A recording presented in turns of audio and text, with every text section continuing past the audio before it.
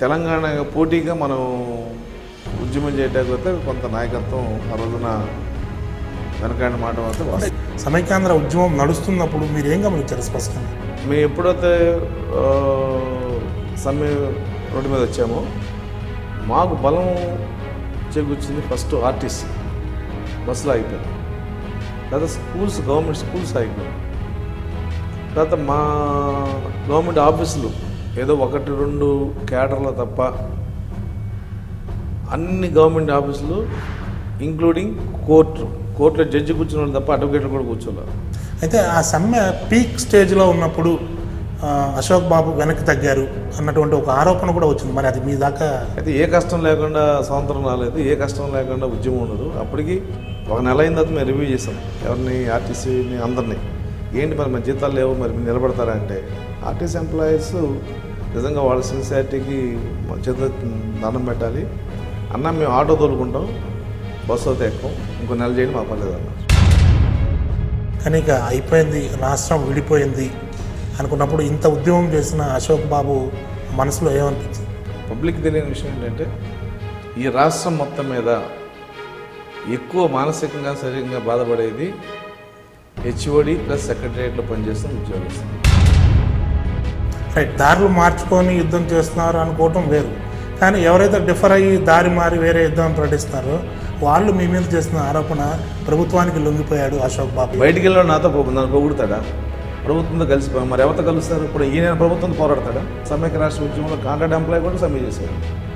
వాడు జీతం మేము లీవ్గా శాంక్షన్ చేసుకున్నాం, వాళ్ళ జీతం గవర్నమెంట్ అప్పుగా ఇచ్చింది. ఎవరి నిజాయితీ, ఎవరి సమ్మె నిజాయితీ? వాడి సమ్మె నిజాయితీ, మా సమ్మె నిజాయితీ కాదు. అంటే ఉద్యమ సమయంలో ఒక నేతగా ఎదిగిన అశోక్ బాబుకి ఇప్పుడు రాజకీయాల్లోకి రావాలి అన్నటువంటి ఆలోచన వచ్చింది. ఆయన కూడా ఎమ్మెల్సీగా ఒక పదవి పొందాలన్నటువంటి ఆలోచనలో ఉన్నారు, అందుకే ప్రభుత్వానికి సహకరిస్తున్నారు.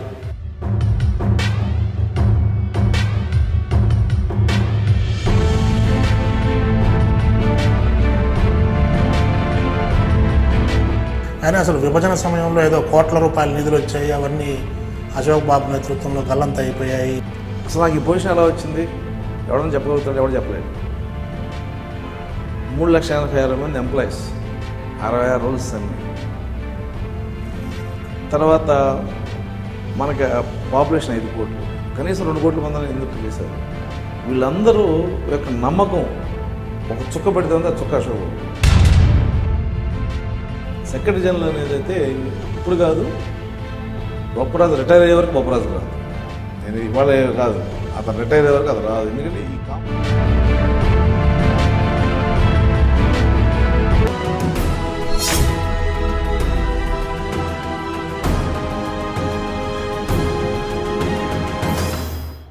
Hi, welcome to I dreams.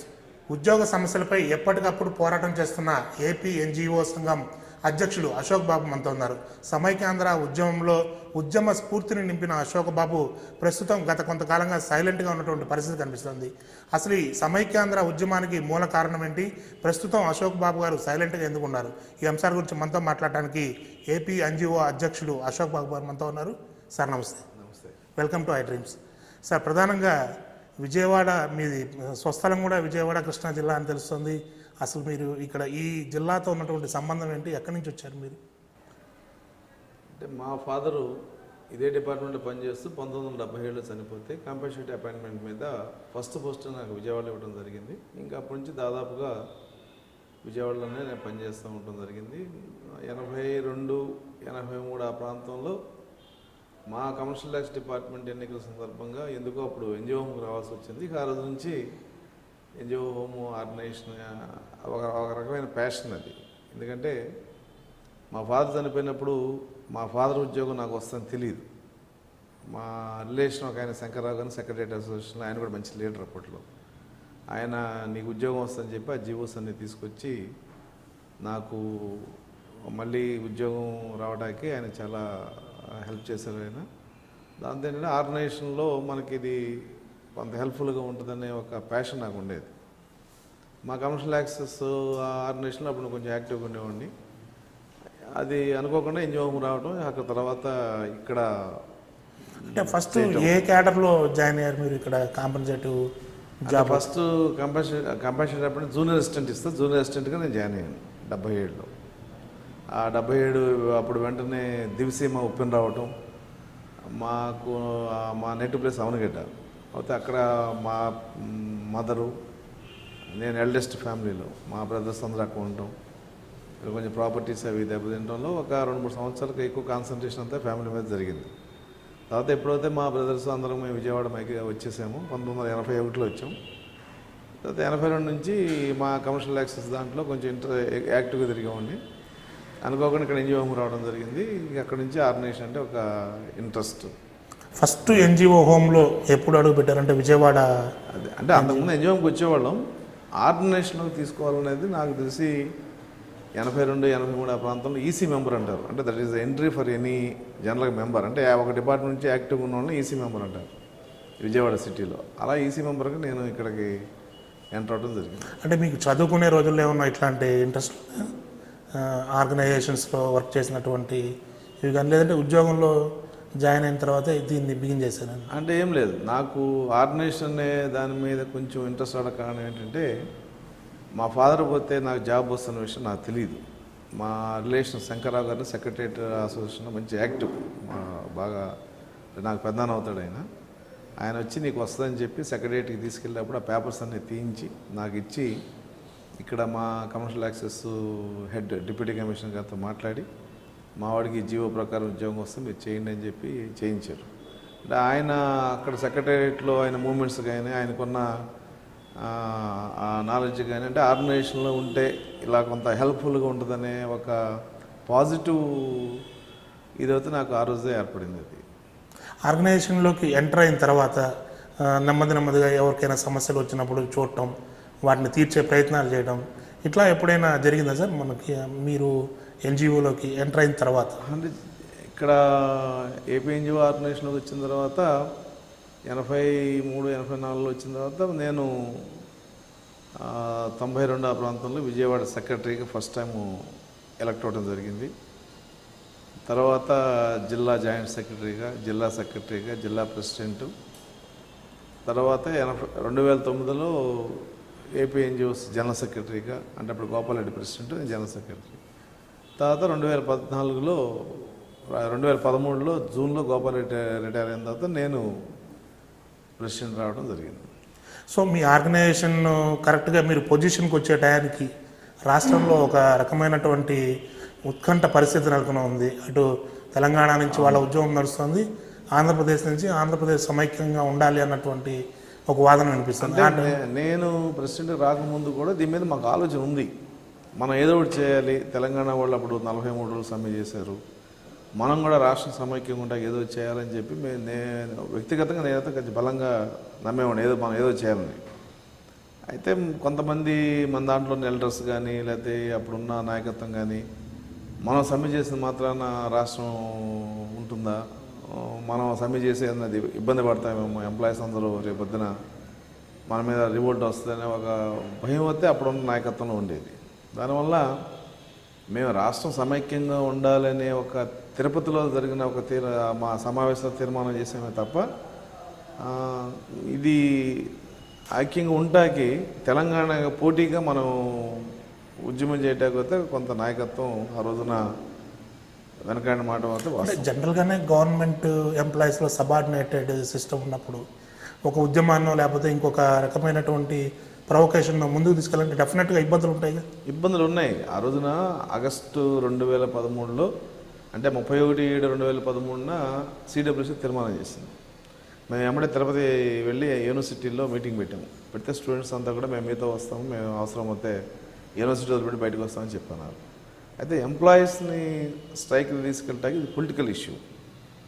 మాకున్న పెద్దలు కానీ వీళ్ళందరూ కూడా పొలిటికల్ ఇష్యూ మీద మనం స్ట్రైక్ చేస్తే సక్సెస్ అవుద్దా, ఎంతకాలం చేస్తాం, దీనికి ఎండ్ ఏది, ఇవన్నీ కూడా వచ్చింది. ఆ రోజున మాతో పాటు ఆర్టీసీ, ఎలక్ట్రిసిటీ, దాదాపు ఆంధ్ర రాష్ట్రంలో ఉన్న సంఘాలన్నీ కూడా ఇదే ఎన్జిఓలో మేము మీటింగ్ పెట్టాం. అంటే స్ట్రైక్కి వెళ్ళాలి, ఏం చేయాలని. అందరికీ ఒక రకమైన డౌటు, మనం ముందుకెళ్తే ఏమవుతామో అని.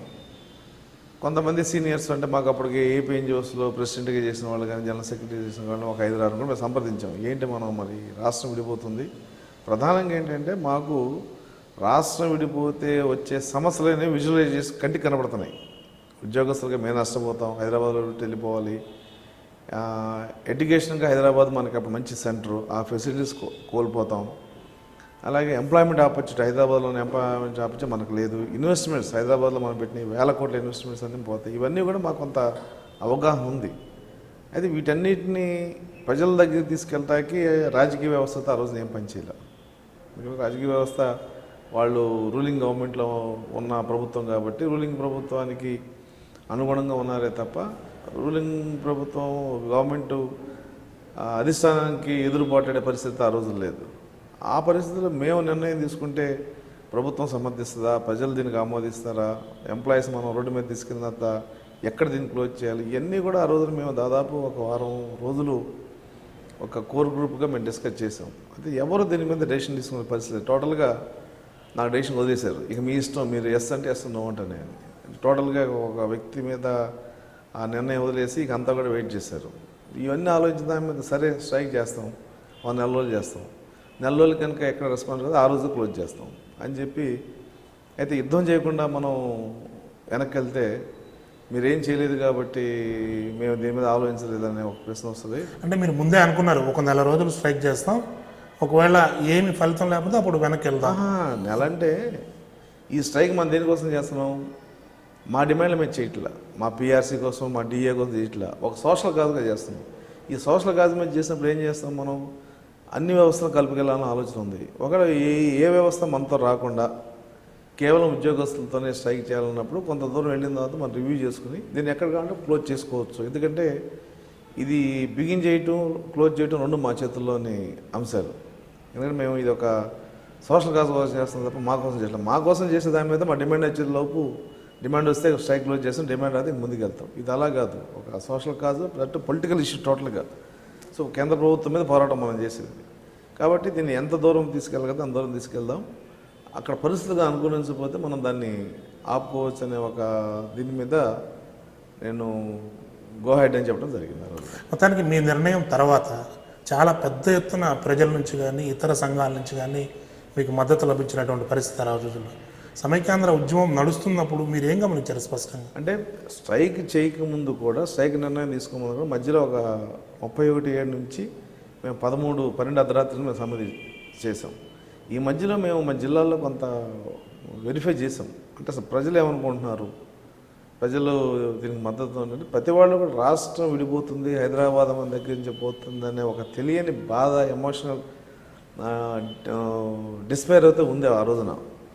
అయితే దీన్ని మొత్తాన్ని ఫోకస్ చేసి లీడ్ తీసుకెళ్లే వ్యవస్థ లేదు. అది జనరల్గా పొలిటికల్ వ్యవస్థ, పొలిటికల్గా చేయాలి. ఆ రోజున 72లో ఆంధ్ర స్టేషన్ కానీ అక్కడ ముల్కీ రూల్స్ మీద జరిగింది కానీ, అలాగే విశాఖపట్నంలో విశాఖ ఉక్కు మా హక్కు ఇవన్నీ కూడా మేము వెరిఫై చేసాం. ఇది ఎలా జరిగింది, యాజిటేషన్ ఎక్కడ బిగిన్ అయింది, ఎక్కడ క్లోజ్ అయింది వెరిఫై చేసాం. అటువంటి ఒక ఉద్వేగభరితమైన ఆవేశం ప్రజల్లో ఉంది.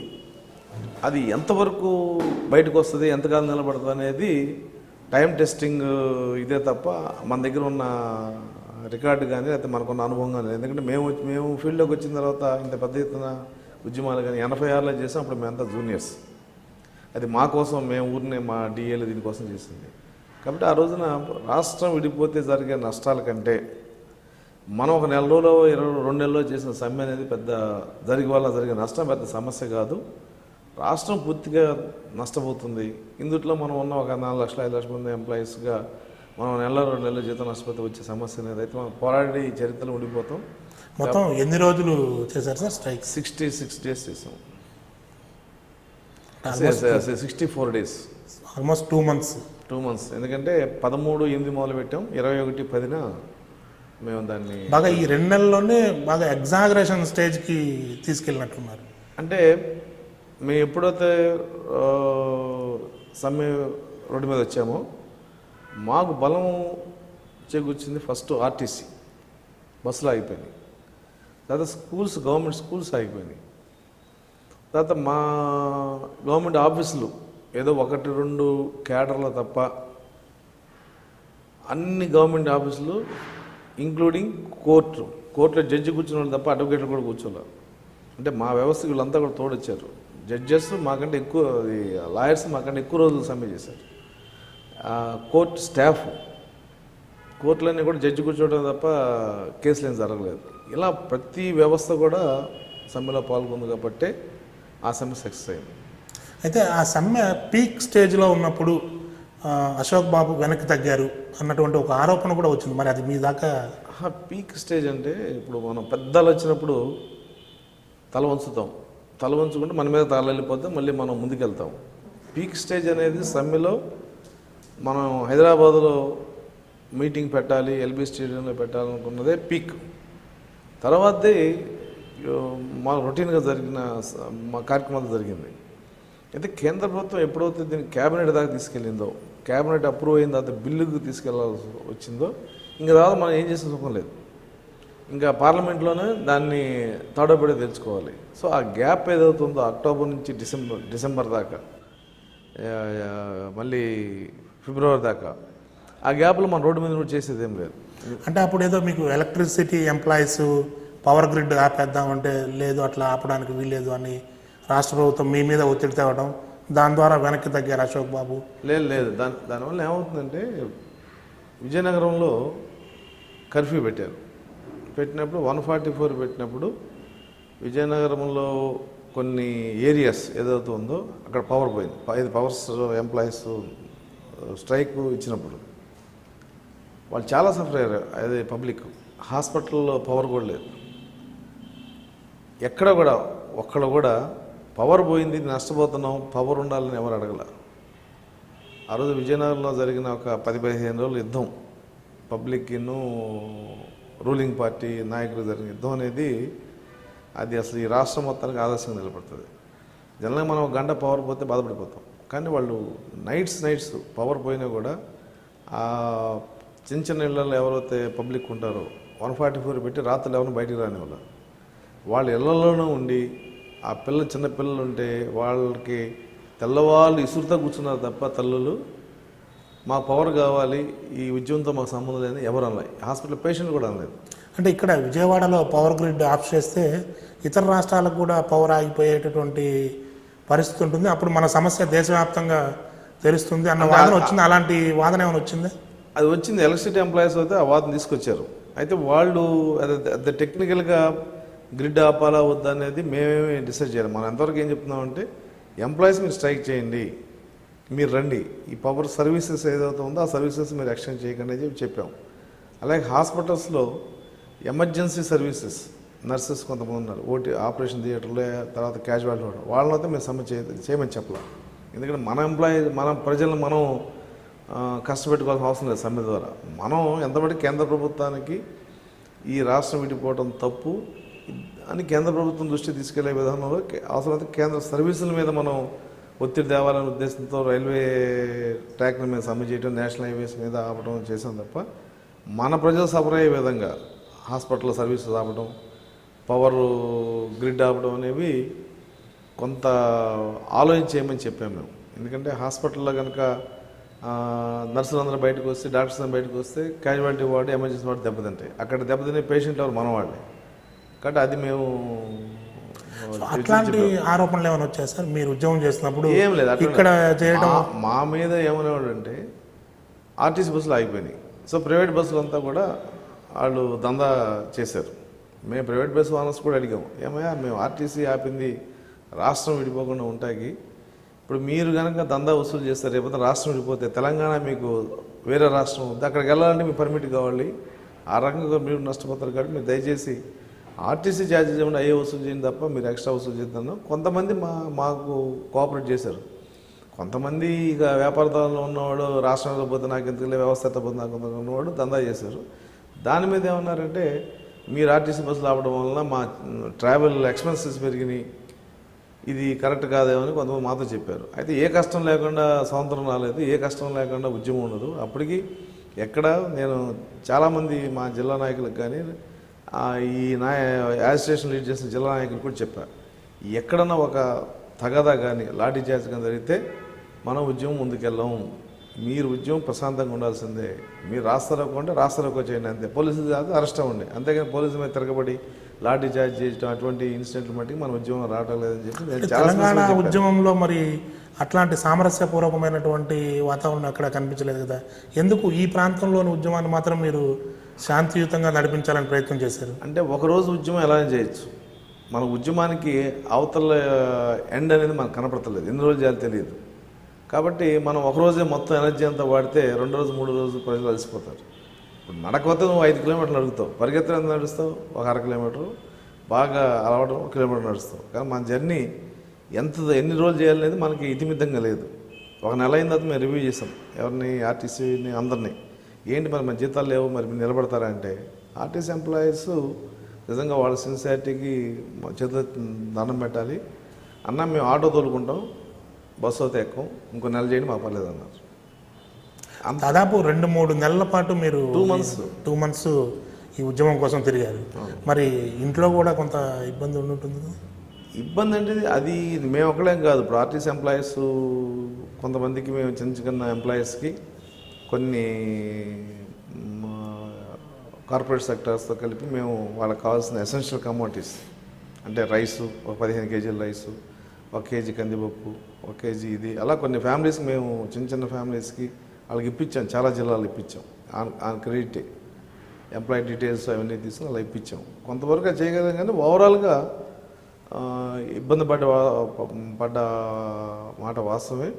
అందులో మేమే ఎగ్జామ్షన్ ఏం కాదు. అయితే నాకు ఇక్కడ నేను లోకల్ వాడిని కాబట్టి ఆ ఇబ్బంది అనేది అందరూ 100% పడితే నేను 25-30 పడి ఉంటాను. అంత తప్ప మనమేమి మరీ పస్తులు ఉండాల్సినంత ఇబ్బంది అయితే మేము పడలేదు. కానీ ఇక అయిపోయింది, రాష్ట్రం విడిపోయింది అనుకున్నప్పుడు ఇంత ఉద్యమం చేసిన అశోక్ బాబు మనసులో ఏమనిపించింది?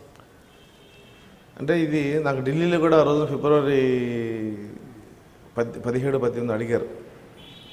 అంటే జపాన్ మీద ఆ రోజున అమెరికా వాళ్ళు కూడా ఆటం పంపేశారు. జపాన్ అంతా మొత్తం కుంగిపోయింది. అసలు మనుషుల్ని తీసుకొచ్చి నిలబెట్టే పరిస్థితి కూడా లేదు. అటువంటి జపాన్ ఇవాళ ప్రపంచాన్ని సాధించే స్థాయికి వచ్చింది. ఎందుకని ఎప్పుడైనా కష్టాలు నష్టాలను కసిగా వస్తున్నాం మనిషి. మనం నష్టపోయాం నిలబడుకుంటే స్టేట్ డెవలప్ కాదు. ఆంధ్రాలో ఉన్న అడ్వాంటేజ్ ఏంటంటే ఆంధ్రాలో ప్రతి మనిషి కూడా ఒక ఎంటర్ప్రెన్యూర్ యాటిట్యూడ్ ఉన్నవాడు, కష్టపడే మనస్తత్వం ఉంది. ఇప్పుడు జనరల్గా కొంతమంది చెప్తూ ఉంటారు బిజినెస్లో మోసపోయింది. బిజినెస్లో మోసం చేస్తే మోసం చేసినవాడు ఏమవుతాడో తెలియదు. కానీ మోసపోయినవాడు జనరల్గా తెలియగలడు అయితే అంతకంటే పెద్ద బిజినెస్ మనం తయారు చేసిన అవకాశం ఉంది. ఆ మనస్తత్వం, ఆ కెపాసిటీ మనకు ఉంది. ఎందుకంటే హైదరాబాద్లో ఎంటర్ప్రైజ్ అన్నీ మనయ్యే. అమెరికాలో ఉన్న టాలెంట్ అంతా ఎక్కువ తెలుగు వాళ్ళది. కాబట్టి ఇంత కెపాసిటీ ఉంది. మనం తిరిగి రాష్ట్రాన్ని బిల్డప్ చేసుకోవడం పెద్ద సమయం కాదు. అయితే ఏదైతే నష్టపోయామో ఆ నష్టమే. నష్టం నుంచి మళ్ళీ ఆ స్టేజ్కి రావాలంటే టైం పడుతుంది. 10 ఏళ్ళు పడుతుంది, 15 పడుతుంది. అయితే హైదరాబాద్ స్థాయిని మించి హైదరాబాద్తో పాటు సమానంగా మనం ఫెసిలిటీస్ తయారు చేసుకోవడంలో ఆంధ్రాలో మనుషులకు కానీ టాలెంట్కి కానీ ఆ మేనేజ్మెంట్కి కానీ కదవలేదు. అయితే టెంపరీగా ఏదైతే నష్టం జరిగిందో ఆ నష్టాన్ని బేర్ చేయగల లీడర్షిప్ కావాలి ఇక్కడ. ఆ ఉద్దేశం ఆ రోజు మేము చెప్పాం. నష్టపోవడం అనేది వాళ్ళ పబ్లిక్ సెక్టార్లో 25,000 కోట్లు మన ఆస్తులు హైదరాబాద్లో ఉన్నాయి.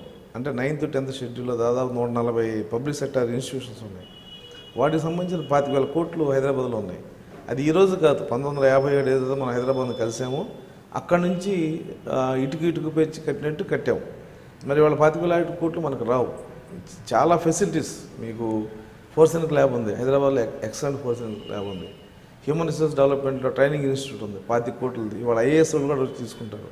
30 సంవత్సరాల కృషి అది చంద్రబాబు నాయుడు గారు ఆ రోజు స్టార్ట్ చేశాడు.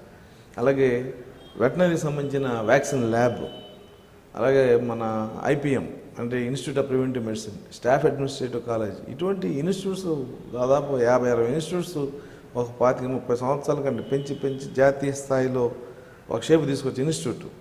వాటిని వదులుకోవడం కానీ తయారు చేసిన దాంట్లో మన పాత్ర ఎక్కువ ఉంది. కాబట్టి అటువంటి ఇన్స్టిట్యూట్ తయారు చేయడానికి అక్కడ 25 సంవత్సరాలు పడితే 10 సంవత్సరాలు పడుతుంది. ఈ 10 సంవత్సరాలు మన స్ట్రగుల్ అవ్వక తప్పదు. That is what I use to tell everybody. ఈ 10 సంవత్సరాలు అనేది ఇది నాది, నా రాష్ట్రం, ఇది డెవలప్ అవ్వాలని భవంతో పనిచేస్తే అవుతుంది తప్ప ఒక ఊరినే ఈజీగా పనిచేస్తే మటుకు ఈ రాష్ట్రం డెవలప్ కాదు.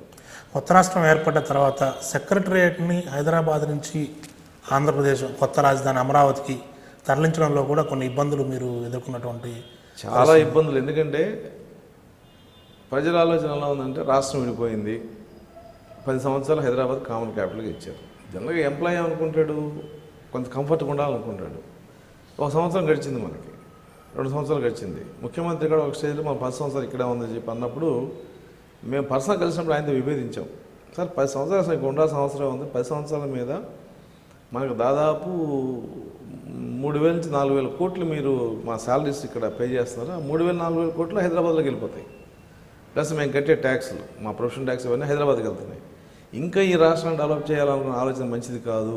మీరు ఒక నిర్ణయం తీసుకోండి, మన రాష్ట్రానికి వెళ్ళిపోదాం. ఒక 2 years అంత టైం పెట్టుకోండి, టెంపరీ షెడ్లు కట్టండి, ఆ షెడ్లో మనం వెళ్ళిపోదామని చెప్పాం. సరే, మరి ఆయన ఆలోచనలో ఉందో ముందు మనం లేదు ఇన్ని ఆస్తులు మనం పోగొట్టుకుని వెళ్ళటం లేదు, ఇట్లా కొద్దిగా గొప్ప మనం సాధించుకెళ్ళాలని. తర్వాత మళ్ళీ ఆయన నిర్ణయం తీసి మనం వెళ్ళిపోదాం అన్నాడు. వెళ్ళిపోదాం అన్న తర్వాత మేము చెప్పాం, వెళ్ళిపోదాం అన్న తర్వాత కొంత టైం ఇవ్వండి, 1 సంవత్సరమో 1.5 year టైం ఇచ్చి అక్కడ స్ట్రక్చర్ రెడీ చేయండి, వెళ్ళిపోదాం అని చెప్పాను. ఇక తర్వాత ఏదో నిర్ణయం తీసుకున్న తర్వాత capital foundation, capital construction, secretariat, హెచ్ఓడీలు ఏమో బయట కట్టాలి. ఇదో దాని మీద తర్వాత జరిగిన వెంటనే ఉద్యోగస్తులు అందరూ ఇక్కడికి ఇమీడియట్గా వచ్చేయడానికి సహకరించారా సార్? సహకరించడం అంటే మొత్తం 11 నుంచి 12,000 మంది ఉద్యోగస్తున్నారు రాష్ట్రం, ఇది సెక్రటేరియట్ కానీ హెచ్ఓడి కానీ. ఈ 11-12,000 మంది ఫోర్స్ అనేది 5 కోట్ల మందికి మనం సమాధానం చెప్తున్నాం. ఇందులో మ్యాక్సిమం 10-15% వాళ్ళకి అక్కడి నుంచి ఇక్కడికి వస్తే పెద్దగా ఇబ్బందులు ఉండవు. మిగతా 85% స్ట్రగుల్ అవ్వాల్సిందే. ఎలా, పిల్లల ఎడ్యుకేషన్ కానీ, వైఫ్ అక్కడ ఉండి రాలేని పరిస్థితి కానీ, పూర్తిగా అక్కడ సెటిల్ అయిపోయిన పరిస్థితి. ఎందుకంటే మనం 1957 నుంచి వాళ్ళకి 3 generations అక్కడ ఉన్నారు ఎంప్లాయీస్. ఆ రోజున ఎంప్లాయీస్, వాళ్ళ పిల్లలు, కొత్తగా అపాయింట్ అయిన వాళ్ళు, వాళ్ళ పిల్లలు, అలా 3rd generation అక్కడ రన్ అవుతుంది. ఇవాళ ఉన్న ఎంప్లాయీస్ అందరి పిల్లల లోకల్ స్టేటస్ హైదరాబాదే. సో వాళ్ళని ఇక్కడ తీసుకురావడం, ఎడ్యుకేషన్ ఫెసిలిటీస్, హెల్త్ ఫెసిలిటీస్, తర్వాత లాజిస్టిక్స్, ఇవన్నీ కూడా హైదరాబాద్కి అలవాటు పడిపోయాం. సో తీసుకురావడం మాకు ఇబ్బంది అయింది. చాలామంది మాకు కూడా కొంత రెసిస్టెన్స్ వచ్చింది. అయితే మేము చెప్పింది ఏంటి, మనం 5,000 మంది 6,000 మంది కష్టపడితే స్టేట్ బాగుపడుతుంది. మనం 5,000 6,000 మందిని ఇక్కడే ఉంటే తెలంగాణ బాగుపడుతుంది. మనం సమ్మె చేసింది కానీ లేకపోతే ఉద్యమం చేసింది మన స్టేట్ కోసం చేసాం. ఇప్పుడు హైదరాబాద్కి మనం ఉండటం అనేది ప్రజలు హర్షించరు. అది మరి మీరు కూడా ఆలోచించని చెప్పాం. ఆ ఆర్గ్యుమెంట్ అనేది ఎంప్లాయీస్లో కొంత పని చేస్తుంది. అయితే మా ఫెసిలిటీస్ విషయం అప్పుడు ముఖ్యమంత్రితో మాట్లాడాం. మరి వచ్చి రాగానే ఇక్కడ ఉండటానికి ఉన్నాయి, ఇవన్నీ తప్పదు. ఇప్పుడు కొత్తగా ఉద్యోగం వచ్చింది, హైదరాబాద్ అపాయింట్మెంట్ ఆర్డర్ ఇస్తాడు, ఎక్కడ ఉంటాడు ఎంప్లాయీ? అంటే కొత్తగా ఉద్యోగం రావడం వేరు, ఆల్రెడీ ఒక 20 years 15 years. అంటే నేను లాజిక్ చెప్తున్నా, ఇది ఎక్కడ ఉంటాడు అదే తిప్పలు పడాల్సిందే. ఇప్పుడు మనం వెళ్తుంది ఫస్ట్ దొనబండ అన్నారు. దొనబండ లాంటి ప్రదేశం కాదు, విజయవాడ గుంటూరులో ఆల్మోస్ట్ ఎస్టాబ్లిష్ అయి ఉండే ఒక 10,000 మందిని అడ్జస్ట్ అయిన పరిస్థితి ఏం కాదు. అయితే ఇక్కడున్న ఇంకొక మైనస్ ఏంటంటే, ఇక్కడున్న వాళ్ళంతా కూడా ఈ ఆపర్చునిటీస్ని కమర్షియల్గా ఆలోచించడం వలన ఇబ్బంది పడ్డాం. ఇప్పుడు మనం మీకు గుర్తుందో లేదో, 69లో వరల్డ్ వార్లో లాల్ బహదూర్ శాస్త్రి గారు ప్రజలను మీరు ఒక పూట భోజనం మానేసి డబ్బులు వార్ ఫండ్కి ఇమ్మన్నాడు. అదొకటే కాదు, అసలు చాలామంది ఫ్యామిలీస్ వాళ్ళ ఒంటి మీద నగలు అన్నీ ఇచ్చేశారు. అదేంటి ప్యాట్రియటిజం, దేశం నష్టం జరుగుతుంది ప్యాట్రియటిజం. అలాగే ఈ రాష్ట్రం కోసం 66 రోజులు సమ్మె చేశారు ఉద్యోగస్తులు. కాబట్టి వాళ్ళకి మనం కొంత సపోర్ట్ చేయాలనే ఫీల్ పబ్లిక్లో ఉందని మేము అనుకున్నాం. అయితే ఉందన్నమాట, కొంతమందికి ఉంది. అయితే ఎప్పుడు ఏమవుతుంది అంటే నెగిటివ్ బయటకు వస్తుంది, పాజిటివ్ బయటకు రాదు. ఇప్పుడు మాకు పీఆర్సీ 3,86,000 మందిలో 3,70,000 మందికి పీఆర్సీ ఇచ్చారు. 16,000 మందికి ఫర్ రీజన్ రాలా. ఈ 16,000 మంది వార్త బయటకు వస్తుంది, 3,70,000 మంది రాదు. అలాగే ఇంటికి వచ్చి ఇళ్ళకి వచ్చేటప్పటికి ఏంటంటే ఈ ఇంటి అద్దెలు కానీ ఇవి కానీ ఫెసిలిటీస్ అక్కడ నుంచి వచ్చిన వాడు హైదరాబాద్తో కంపేర్ చేసుకుంటున్నాడు, విజయవాడ స్టాండర్డ్తో కాదు. ఇప్పుడు మనం బుల్లెట్ ట్రైన్ ఎక్కి వచ్చిన తర్వాత ఈ కృష్ణా ఎక్స్ప్రెస్, గోదావరి ఎక్స్ప్రెస్ ఎక్కితే బుల్లెట్ ట్రైన్ ఫెసిలిటీస్ దీంట్లో కానీ కుదరవు. గోదావరి ఫెసిలిటీ గోదావరిలో ఉంటుంది, ఇంకో ట్రైన్ ఫెసిలిటీ ఇదే ఉంటుంది. ఈ ట్రైన్ ఎక్కిన తర్వాత ఈ ట్రైన్లో జర్నీ ఉంటుంది, ఈ ట్రైన్లో ఫెసిలిటీస్ మనం అడ్జస్ట్ అవ్వాలి. అంటే ఇక్కడ కూడా ఫ్లోటింగ్ పెరిగింది కాబట్టి ఆపర్చునిటీని వీళ్ళు కూడా ఉపయోగించుకుందాం అనుకున్నారు. అంటే అది జరిగింది. అది కొంత పబ్లిక్లో ఉన్న దాని ఏమంటే అవగాహన లోపం. హైదరాబాద్లో డబుల్ బెడ్రూమ్ ఇల్లు 6,000 నుంచి 7,000 దొరుకుతుంది. క్యాపిటల్గా ఉంది విజయవాడలో కూడా అంతే. అంతకంటే ఎక్కువ మాది కూడా దాదాపు 1150 స్క్వేర్ ఫీట్ డబుల్ బెడ్రూమ్. నేను కూడా 5,500,000కి అతికిచ్చాను. ఇది రావడం ఏమంటే ఎక్స్పెక్టేషన్స్ ప్రతి వాడికి. దట్టు ఇంకొక డ్యామేజ్ ఏం జరిగిందంటే ముఖ్యమంత్రి గారు హైదరాబాద్లో ఎంత ఇచ్చారో ఇస్తున్నాడో అంతే ఇచ్చారు, ఇక్కడ కూడా ఇచ్చారు 30%. కానీ ఆయన పబ్లిక్ చెప్పడంలో ఒకసారి ఎడిషనల్ హెచ్ఆర్ఏ 30% ఇస్తుందని చెప్పాడు. దాంతో పబ్లిక్ అంటే ఏమంటున్నారు, అందరూ డబుల్ హెచ్ఆర్ఏ వస్తుంది అంటే ఒకటికి 34,000 హెచ్ఆర్ఏ వస్తుంది, 10,000 ఇంటి ఎత్తుకు పెడితే ఏంట్లే అని ఒక పబ్లిక్లో ఒక అండర్స్టాండింగ్ వచ్చింది. దాంతో నేను వెళ్ళి ఇల్లు కావాలంటే 5,000 రూపాయలు చేసేది అంటే మీకు 30,000 వస్తున్నప్పుడు మాకెందుకు 10,000 ఇవ్వరండి అనేది వచ్చింది. అటువంటిది తర్వాత మేము ప్రభుత్వంతో మాట్లాడి పర్టికులర్ లేడీస్కి 6 months మీరు ఫ్రీగా అని చెప్పడం, ఇటువంటి వల్ల కొంత స్టెబిలైజ్ అయింది. అలాగే 5 days వీక్, ఆ ట్రైను ఎంత ఇచ్చినా కూడా ఇవాళ పబ్లిక్ తెలియని విషయం ఏంటంటే ఈ రాష్ట్రం మొత్తం మీద ఎక్కువ మానసికంగా శారీరకంగా బాధపడేది హెచ్ఓడి ప్లస్ సెక్రటరియట్లో పనిచేస్తున్న ఉద్యోగస్తులు. ఎవరని చెప్పినా ఇది వాస్తవం. ఎందుకంటే సోమవారం పొద్దున్నే రావాలి, 3 గంటలు లేస్తారు, అక్కడ 5:30 ట్రైన్కి రావాలంటే 11:30, 11 ఇక్కడికి వస్తారు. సోమవారం, మంగళ, బుధ, గురు, శుక్రవారం మన మధ్యాహ్నం సాయంత్రం 5:30 ట్రైన్కి అక్కడికి వెళ్ళేటప్పటికి 11:30 అవుతుంది, ఇంటికి వెళ్ళి 12 అవుతుంది. శనివారం, ఆదివారం మళ్ళీ ఆదివారం, సోమవారం బయలుదేరి రావాలి. ఈలోపు అక్కడ ఉన్న ఫ్యామిలీకి కానీ అక్కడ ఉన్న పిల్లల ఎడ్యుకేషన్ కానీ వీళ్ళు ఏదన్నా అకస్మాత్తుగా వెళ్ళాలంటే మళ్ళీ 2 రోజులు సెలవు పెట్టుకోవాల్సింది. ప్లస్ వారం తిరగటం, ఇక్కడ మెస్ భోజనం, చాలామంది డయాబెటిక్ కొన్ని పేషెంట్స్ ఉంటారు, వాళ్ళకి ఒక ప్రిస్క్రైబ్ ఫుడ్ ఉండేది అక్కడ, ఇక్కడ ఫుడ్ లేకపోవడం, మెడికల్ ట్రీట్మెంట్ అక్కడ కొంత మాకు సెక్రటరియట్లో డిస్పెన్సరీ ఉండేది, ఇప్పుడు డిస్పెన్సరీ ఇప్పుడు ఎస్టాబ్లిష్ చేశారు. సో ఇటువంటి అన్నిటికీ వీళ్ళు దూరం అయ్యారు. ఈ దూరం అయితే మనిషికి వచ్చే సైకలాజికల్ ప్రెషర్ ఇంబ్యాలెన్స్ కానీ పబ్లిక్ తెలియదు. వాళ్ళు ఎంతవరకు ఏం చూస్తున్నారు, secretariat, central air condition, building అది చూస్తున్నారు. మీరు చిలకని బంగారు పంజరంలో పెట్టినా ఇన పంజరం పెట్టినా పంజరమే. కాబట్టి ఈ రిలీఫ్ అనేది ఎంప్లాయీస్కి అయితే రాలేదు వాళ్ళ వరకు. హెచ్ఓడి పరిస్థితి ఇంకా ఘోరంగా ఉంది. ఎందుకంటే ఆఫీసులన్నీ ఎక్కడెక్కడ ఉన్నాయి. సెక్రటరియట్కి గవర్నమెంట్ కొంత ఫెసిలిటీస్ ఇచ్చింది, బస్సులు, తర్వాత క్యాంటీన్ ఇవన్నీ ఇచ్చింది. కానీ హెచ్ఓడికి ఆ ఫెసిలిటీ ఉంది. ఎందుకంటే గొల్లపూడిలో ఒక ఆఫీస్ ఉంది, రామర్పాడులో ఒక ఆఫీస్ ఉంది, గుంటూరులో ఒక ఆఫీస్ ఉంది. వీడు ఇంకో ఆఫీస్కి వెళ్ళాలంటే ఒక రోజు పోతుంది. ఇవన్నీ కూడా పబ్లిక్ తెలియని కష్టాలు.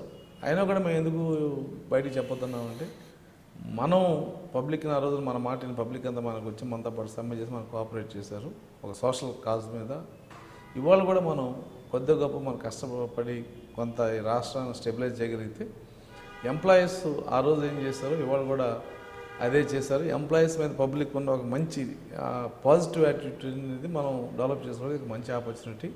కాబట్టి ఇబ్బంది అయినా మనం పడక తప్పదని ఆ రోజు మేము చెప్పాం. ఇక హౌసింగ్ వచ్చేటప్పటికి సీఎం గారికి అయితే మేము చాలా స్పెసిఫిక్గా చెప్పాం, మీరు క్యాపిటల్ నుంచి వచ్చేవాళ్ళు అక్కడ ఇల్లు పోగొట్టుకు వస్తున్నారు, ఇక్కడ ఇల్లు ఇవ్వండి అని చెప్పి మేము 1.5 year నుంచి ఒక ప్రాజెక్ట్ వర్కౌట్ చేసాం. ఆ ప్రాజెక్ట్ ఇవాళకి అఫీషియల్గా సీఎం గారు కూడా అనౌన్స్ చేశాడు. అందరికీ హెచ్ఓడి సెక్రటరీ నుంచి వచ్చిన వాళ్ళందరికీ ల్యాండ్ ఇచ్చే పరిస్థితి లేదు ఇక్కడ, ఎందుకంటే ఎక్వైర్ చేసిన ల్యాండ్ కాబట్టి. ల్యాండ్ కాస్ట్ డెవలప్మెంట్ ఫ్రీ ప్రభుత్వం పెట్టుకోవడం, కన్స్ట్రక్షన్ కాస్ట్ వరకే మేము పెట్టుకుని మా రెంట్ హెచ్ఆర్ఏని ఈఎంఐకి ఇచ్చే విధానంగా మేము దాదాపు 1.5 year దాని మీద వర్కౌట్ చేసాం. ఇవాళ నిన్న అనౌన్స్మెంట్ జరిగింది, దానికి ముఖ్యమంత్రి గారికి కూడా మేము ధన్యవాదాలు తెలుపుతున్నాం. ఇవాళ రాజధాని నుంచి ఇక్కడ తరలి వచ్చే ఎంప్లాయీ అందరికి కూడా దాదాపు చాలా చీపర్ రేట్లో ఇల్లు వచ్చే అవకాశం ఉంది. మొన్నటి వరకు ఉద్యమాన్ని ఒక తాటి మీద నడిపించారు, చాలా ఫోర్స్గా ముందుకు వెళ్తున్న అశోక్ బాబు ఈ మధ్యకాలంలో కొన్ని విమర్శలు ఎదుర్కొంటున్నారు, కొంత దూకుడు కూడా తగ్గించారు, నెమ్మదిత్వం ప్రశాంతత్వం కనిపిస్తుంది. ఎందుకు ఈ వేరియేషన్ ఏంటి? అంటే సామాజిక ఉద్యమం వేరు, ఉద్యోగుల డిమాండ్ల మీద ఉద్యమం వేరు. ఎందుకంటే సామాజిక ఉద్యమం మన కేంద్ర ప్రభుత్వం చేసాం, ఆ రోజున రాజకీయ వ్యవస్థ అంతా కూడా మనతో ఉంది. ఇవాళ మా డిమాండ్లన్నీ ఎవరు వాళ్ళు, ఈ ప్రభుత్వం ఇవ్వాలి. ఈ ప్రభుత్వం పరిస్థితి ఏంటంటే రాష్ట్రం ఫార్మ్ అయినప్పుడు 15,000 కోట్లు లోటు బడ్జెట్, అది అఫిషియల్గా అందరికీ తెలిసిన మాట, వాస్తవం. అయితే లోటు బడ్జెట్కి ఎంప్లాయీస్ డిమాండ్ సంబంధం ఏంటని గతంలో మా అనుకునేవాళ్ళం. కానీ ఇవాళ పరిస్థితి ఏంటి, మనం సామాజిక బాధ్యతను భుజాన్ని వేసుకున్నాం, ప్రజలందరూ మనతో వచ్చారు. మరి సామాజిక బాధ్యతను మీకు ప్రభుత్వం యొక్క ఫైనాన్షియల్ పొజిషన్తో సంబంధం ఉందా లేదని అడిగితే లేదని చెప్పలేము పబ్లిక్గా. కానీ ఎంప్లాయీస్ ఏమంటారు, ఆ బడ్జెట్ డెఫిసిట్కి మనకు సంబంధం ఏంటంటారు. సంబంధం లేకపోవచ్చు, కానీ ఈ రాష్ట్రం నాది, ఈ రాష్ట్రాన్ని డెవలప్ చేసే బాధ్యత నాది అనుకున్నప్పుడు ఇవన్నీ మనం ఆన్సర్ చేయాల్సిందే. అదే ముఖ్యమంత్రి గారు కూడా మాకు సాధ్యమైనంత వరకు ఆయన పాజిటివ్గా ఉన్నాడు. లాస్ట్ టైం కూడా ఆ 43% ఇచ్చినప్పుడు కూడా నేను జీతాలు ఇవ్వగలుగుతాను అన్నాడు. సార్ మీకేం భయం లేదు, రాష్ట్రం డెవలప్ అవుతుంది, 1 సంవత్సరం వెయిట్ చేయండి, మనం తెలంగాణ మీద మన ఆదాయం సమానం పెరుగుతుందో అని చెప్పి మనం భరోసా ఇచ్చాం. ఎందుకంటే నేను కమర్షియల్ యాక్సెస్ డిపార్ట్మెంట్ నుంచి వచ్చాను. ఏదైతే తెలంగాణ విడిపోతున్నప్పుడు మన రెవెన్యూస్ అక్కడ చూపించారో ఆ ఫిగర్స్ కరెక్ట్ కాదు.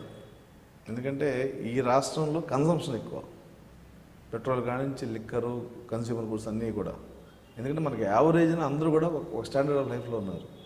తెలంగాణలో ఒక హైదరాబాద్ ఒకటి ఆ స్టాండర్డ్, మిగతా అంతా రూరల్ ఏరియా. అక్కడ రోజుకి 1 టీ దగ్గర తాగడం ఉంటారు, కానీ మనకి ఇక్కడ రోజుకి 3-4 టీలు తాగుతారు. ఈ రకమైన కన్సంప్షన్ ఆంధ్ర రాష్ట్రంలో ఎక్కువ కాబట్టి ఒక 6 నెలలు 1 ఇయర్లో మనం ఎకనామికల్గా పుంజుకుంటామని చెప్పి ముఖ్యమంత్రి గారికి కూడా నేను ఒకసారి ఆర్గ్యుమెంట్ చేయడం జరిగింది. ఆయన ఎలా అన్నాడు, నేను స్టాటిస్టిక్స్ చూపించాను. సో ఆ రకంగా ఎకనామిక్స్ డెవలప్మెంట్ అనేది మనకి ఇబ్బంది ఉండదు. మీరు 43% ఇచ్చిన వల్ల మీకేం నష్టం అని చెప్పి ఆలోచన చెప్పి ఆయన ఇవ్వడం. తర్వాత మాకు కావాల్సిన డిమాండ్స్లో కానీ రీసెంట్గా మాకు శ్రీకాకుళంలో 20%, అంటే జిల్లా హెడ్ క్వార్టర్లు 3 జిల్లాలు మచిలీపట్నం, చిత్తూరు, శ్రీకాకుళంకి 20%, లేడీస్కి చైల్డ్ కేర్ లీవ్ ఇవ్వడం కానీ, హెల్త్ కార్డు కూడా ఆల్మోస్ట్ ఈ నెలలో దానికి ఒక షేప్ వస్తుంది. ఇటువంటివన్నీ కూడా త్రూ నెగోషియేషన్స్. యుద్ధం చేయడం పెద్ద సమస్య కాదు, అంత పెద్ద యుద్ధం చేసిన వాళ్ళకి ఈ ప్రభుత్వం యుద్ధం చేయడం పెద్ద సమస్య కాదు. కానీ ఎప్పుడు ప్రభుత్వంతో మనం నెగోషియేట్ చేసిన డిమాండ్కి ఒక యుద్ధం చేసిన డిమాండ్కి ఎప్పుడు తేడా ఉంటుంది. యుద్ధం ఎప్పుడు చేయాలి? ప్రభుత్వం నేను ఇవ్వను మొండిగేసి ఉంటే మనం యుద్ధం చేయాలి. ప్రభుత్వం ఏం చెప్తుంది, మేము ఇస్తాము, అయితే మాకు కొంచెం వెసులుబాటు కావాలి, మాకు టైం కావాలన్నప్పుడు మనం యుద్ధం చేయాల్సిన అవసరం లేదు. అయితే మీరు చెప్పినట్టు ఎందుకు కొంతమంది బయటికి వెళ్ళారంటే, మనం ఒక స్టైల్లో ప్రభుత్వం దగ్గరికి వెళ్తున్నాం. ఇప్పుడు మనకి ఇండిపెండెన్స్ స్ట్రగుల్ కూడా జరిగింది. ఇండిపెండెన్స్ స్ట్రగుల్లో గాంధీ ఏం చెప్పాడు, మనం అహింసతో వెళ్దాము, మీరందరూ అవసరం లాంటి దెబ్బతిరండి, అది సిద్ధమవుతారు నాతో నేను చెప్పాను. అంటే సుభాష్ చంద్రబోస్ డిఫర్ అయ్యాడు. ఆయన కత్తి ఉండాలి, బుల్లెట్ ఉండాలా అని చెప్పాను. కానీ ఇద్దరు భారతదేశం స్వంతం కావాలని కోరుకునే వాళ్ళే. అయితే దారులు వేరు. ఆ దారిలో యుద్ధం ఎంతకాలం చేస్తాం మనం? రైట్. అట్లా దారిలో నాకున్న ఆలోచన ఏంటంటే, first negotiate, convince the government. Fail అయినప్పుడు దాన్ని గో ఫర్ అసోసియేషన్. రైట్. దారులు మార్చుకొని యుద్ధం చేస్తున్నారు అనుకోవటం వేరు. కానీ ఎవరైతే డిఫర్ అయ్యి దారి మారి వేరే యుద్ధం ప్రకటిస్తున్నారో వాళ్ళు మీ మీద చేస్తున్న ఆరోపణ, ప్రభుత్వానికి లొంగిపోయాడు అశోక్ బాబు, బయటికి వెళ్ళాడు కదా, ప్రభుత్వం చెప్పుచేతల్లోకి బయటికి వెళ్ళాడు, నన్ను పొగుడుతాడా? ఇప్పుడు ఒక పార్టీ నుంచి బయటికి వెళ్ళినాడు, ఈ పార్టీ మంచిదని చెప్తే బయటికి వెళ్ళాల్సిన అవసరం ఉంది. ఈ పార్టీలో డిఫెక్ట్స్ ఉన్నాయి కాబట్టి నేను బయటికి వెళ్ళాను అంటాడు. ఉన్నప్పుడు ఎందుకు మాట్లాడలేదా అంటే ఎవరు చెప్పరు. ఇవాళ రాజకీయంగా కొంతమంది విడిపోవడం, కొంతమంది కలుస్తున్నారు. ఎందుకు కలిసామంటే నచ్చి కలిసామంటాడు, ఎందుకు విడిపోయాడు నచ్చి విడిపోయింటాడు, సింపుల్. ఇప్పుడు ఆయన బయటికి వెళ్ళాడంటే ప్రభుత్వంతో కలిసిపోయాం. మరి ఎవరితో కలుస్తారు? ఇప్పుడు ఈయన ప్రభుత్వంతో పోరాడతాడా? ఇప్పుడు ఆయన ప్రభుత్వంతో పోరాడతాడా? ప్రభుత్వం పోరాడాలి. ఎప్పుడు పోరాడాలా? మేము 30% హెచ్ఆర్ఏ కోసం హైదరాబాద్లో పెద్ద ధర్నా చేసాం. అలాగే రోసయ్య గారు మాకు 6 డిమాండ్లు ప్రామిస్ చేసి ఇవ్వనందుకు రోసయ్య గారు లాస్ట్ రోజున ఇందిరాబాద్ దగ్గర పెద్ద ధర్నా చేశారు 50,000 మందితో. మాకు జిల్లాల నుంచి కూడా వెళ్ళనివ్వకుండా కట్టడి చేశారు. తర్వాత కిరణ్ కుమార్ రెడ్డి గారు వచ్చి సెటిల్ చేశాడు. సో ఉద్యమాలు అవి ఎప్పుడు చేస్తామంటే దానికి ఒక స్టేజ్ ఉంటుంది. ఇక మనకి ఇంత తప్ప మార్గం లేదని రోజున ఉద్యమం చేస్తాం. అంతేగాని ప్రతి డిమాండ్కి ఉద్యమం చేయటం అనేది అది ఆర్గనైజేషన్స్కి ఆ ఒక్క ఉద్యమానికి ఏదైనా మంచి జరుగుద్దేమో కానీ లాంగ్ రన్లో కూడా మంచిది కాదు. పైగా ఇవాళ డిమాండ్స్ విషయంలో మనం కొంత సోషల్ రెస్పాన్సిబిలిటీ కూడా ఉండాలి.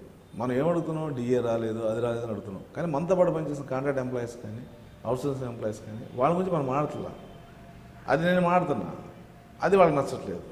అంటే కాంట్రాక్ట్ ఎంప్లాయీస్ అవుట్సోర్సింగ్ మనతో పని చేస్తున్నారు, వాళ్ళ జీతం పనిచేయాలి, మనకు బాధ్యత లేదా? అంటే మన అసోసియేషన్ ఉంది, మన డిమాండ్ కోసం. కరెక్ట్, మన డిమాండ్ కోసం మనం ఉన్నాం. కానీ మనతో పని చేసిన వాళ్ళ గురించి మనం మాట్లాడినప్పుడు మన డిమాండ్లు తెచ్చుకోవడంలో రేపు పొద్దున వాడు సహకారం కావాలి కదా. వాళ్ళు సమైక్య రాష్ట్ర ఉద్యమంలో కాంట్రాక్ట్ ఎంప్లాయీ కూడా సమ్మె చేశాడు. వాడు జీతం మేము లీవ్గా శాంక్షన్ చేయించుకున్నాం, వాళ్ళ జీతం గవర్నమెంట్ అప్పుగా ఇచ్చింది. ఎవరి నిజాయితీ, ఎవరి సమ్మె నిజాయితీ? వాడి సమ్మె నిజాయితీ, మన సమ్మె నిజాయితీ కాదు. అటువంటి వాడిని ఇబ్బందులు ఉన్నప్పుడు రక్షించుకో బాధ్యత మనకుంది. వాళ్ళేమో 28,000 మంది కాంట్రాక్ట్ ఎంప్లాయీస్ వాళ్ళ రాష్ట్రంలో ఉన్నారు. వాళ్ళ జీత బత్యాల గురించి మనం మాట్లాడిపోతే ఎలా? అంటే ఉద్యమ సమయంలో ఒక నేతగా ఎదిగిన అశోక్ బాబుకి ఇప్పుడు రాజకీయాల్లోకి రావాలి అన్నటువంటి ఆలోచన వచ్చింది. ఆయన కూడా ఎమ్మెల్సీగా ఒక పదవి పొందాలన్నటువంటి ఆలోచనలో ఉన్నారు. అందుకే ప్రభుత్వానికి సహకరిస్తున్నారు. అసలు ఎమ్మెల్సీ గురించి ప్రభుత్వానికి వెళ్ళాల్సిన పనే లేదు. ఈ గ్రాడ్యుయేట్ ఎమ్మెల్సీలో మా వాళ్ళంతా తీర్మానం కూడా చేశారు. మీరు ఉద్యోగుల పరంగా మీరు నిలబడతారంటే మేము అందరం సపోర్ట్ చేస్తాం. దానికి అసలు ప్రభుత్వానికి అసలు అవసరం కూడా లేదు మాకు. మరి ఎందుకు వచ్చింది అసలు ఈ ఎలిగేషన్ ఎందుకు వచ్చింది? మీ మీద ఎమ్మెల్సీకి ప్రయత్నం చేస్తున్నారు, రేపో ఎల్లుండో ఎమ్మెల్సీగా చేరబోతున్నారు అంటే ఏదో ఎలిగేషన్ ఇక్కడ బయటకు వెళ్ళడానికి కారణం ఏముంటుంది? ఇప్పుడు నేను పని చేయట్లేదు, మాకు 105 సంఘాలు ఉన్నాయి. 105 సంఘాలలో కనీసం 10 సంఘాలన్నా మమ్మల్ని క్వశ్చన్ చేయాలి కదా. ఈయన ఒక్కడే ఎందుకు క్వశ్చన్ చేసి వచ్చింది? పైగా ఆయన చెప్పిన డిమాండ్లు, ఆయన డిమాండ్ మేము అది కూడా చెప్పాం. ఏ డిమాండ్లు మీకు రాలేదని బయటకు వెళ్తున్నారో ఆ డిమాండ్లు జేఎస్ఓ చెప్పండి అన్నాం. మనకి అంటే కన్సిస్టెంట్ డిమాండ్ అనేవి నాన్ కన్సిస్టెంట్ ఉంటాయి. అంటే కన్సిస్టెంట్ డిమాండ్ అంటే ఏంటి? మొత్తం వర్కింగ్ క్లాస్ అందరికీ అప్లై అయ్యే డిమాండ్. నాన్ కన్సిస్టెంట్ 1-2 క్యాడర్లకి అప్లై అయ్యే డిమాండ్. అలా ఉన్న డిమాండ్ ఏంటి? 2 డిఏ, పిఆర్సీ ఏరియాస్. డిఏ మొన్న ఓ డిఏ రావడం జరిగింది. పిఆర్సీ ఏరియాస్ మన ఒక్కరికి లింక్ కాదు. అది తెలంగాణ ప్రభుత్వంతో కూడా లింక్ ఉంది. తెలంగాణ రాష్ట్రం విడిపోయింది కాబట్టి లింక్ ఏంటని మీరు అడగచ్చు.